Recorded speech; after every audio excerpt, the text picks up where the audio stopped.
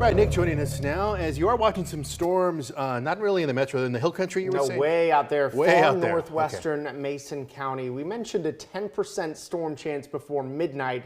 This is barely even going to amount to 10% of the area seeing rain before midnight. But it is a nasty storm nonetheless.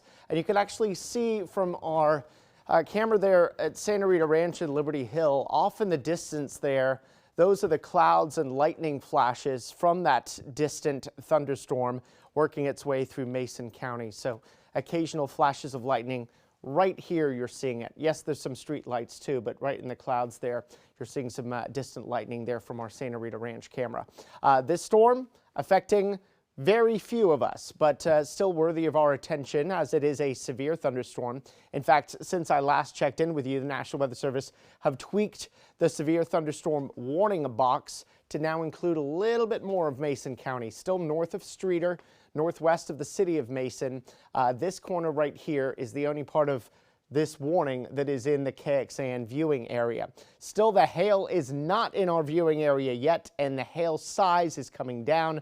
So I'm becoming more and more convinced that the worst part of the storm is likely going to miss most, if not all, of Mason County. But it is a storm nonetheless, and we'll keep watching it here throughout this newscast.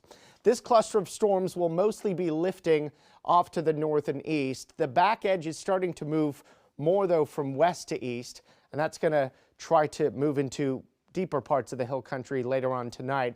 There's also some rain around the Del Rio area that's trying to lift north and east and blossom into more than it is now. So we think our rain and storm coverage will start to go up after midnight. So here's 10 p.m. This particular computer model picking up on that Mason County storm drifting off to the north and east. And then we get past midnight and we see a higher chance of a cluster of storms.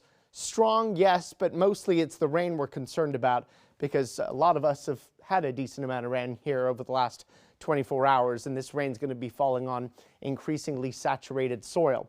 Moving from the hill country in the early hours of Thursday morning into the metro in the pre-dawn to near dawn hours here of your Thursday, and then the storms gradually weakening as they head into our eastern counties and then pulling away. There'll be a drier period late morning, early afternoon before a few more storms bubble up during the second half of the day.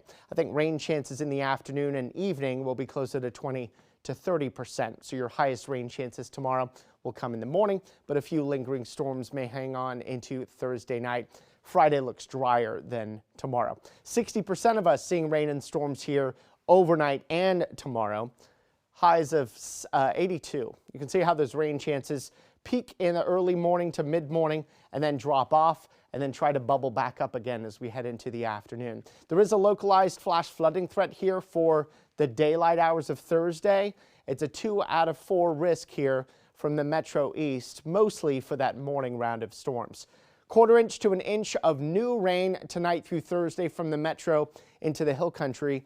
We could get some isolated amounts up to about 2 inches though, and it's not going to take as much rain to cause flash flooding now as it did before we started to get in this wet period. Less rain expected in our eastern counties.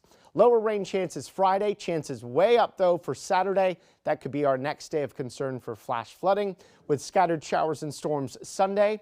Memorial Day's rain chances are lower at 30%. Then they start to increase again as we head toward the middle of next week.